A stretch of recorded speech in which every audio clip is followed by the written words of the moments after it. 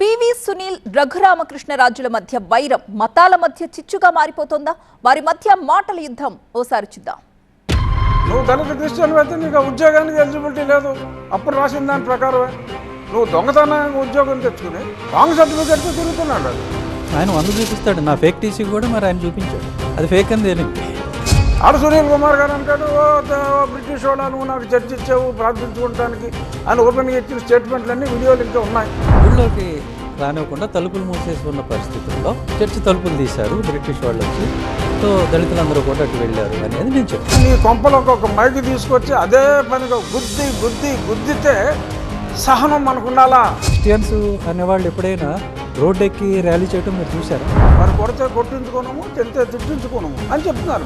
ఆకివీడులో గొంతెలమ్మ అనేది ఏ దళితులైతే గంపగొత్తగా వైసీపీకి ఓట్లు వేస్తారో వాళ్ళదే.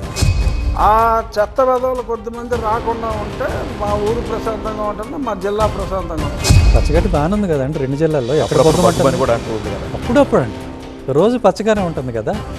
ఇదే పివి సునీల్ కుమార్ ప్రమోషన్ కోసం కక్కుర్తిపడి నన్ను చంపే ప్రయత్నంలో అతను భాగమయ్యాడని పనికిమాలిన ఆరోపణలు తప్పితే సబ్స్టాన్స్ ఉంటే ఈ పాటికే యాక్షన్ తీసుకునేవాళ్ళు కదా అంటాను.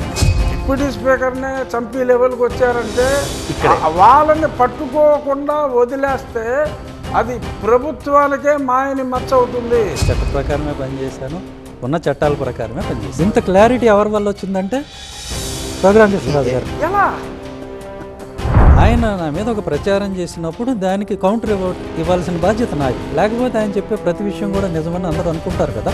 వారికి అర్థం ఒకటి అలాగంటే ఆయన ఆరోపణలు ఎన్నైనా చేస్తారు, పిడిగుద్దులు అంటాడు, అది అంటాడు, ఇది అంటాడు. నన్ను దారుణంగా హింసించిన సునీల్ కుమార్ అంటే నా కోపం పగలేదు. 1 మంది దళితులకి ఒక రాజుగారికి మధ్యనే. చూసారు కదా, ఇలాంటి ఎన్నో ఆసక్తికరమైన విషయాలు TV9 మేనేజింగ్ ఎడిటర్ రజనీకాంత్కి ఇచ్చిన క్రాస్ ఫైర్ ఇంటర్వ్యూలో వెల్లడించారు ఏపీసీఐడి మాజీ చీఫ్ పివి సునీల్ కుమార్. ఆ ఇంటర్వ్యూ ఫుల్ ఎపిసోడ్ ఈ రోజు రాత్రి 7:30 ప్రసారం అవుతుంది. Don't miss. చూస్తూనే ఉండండి TV9.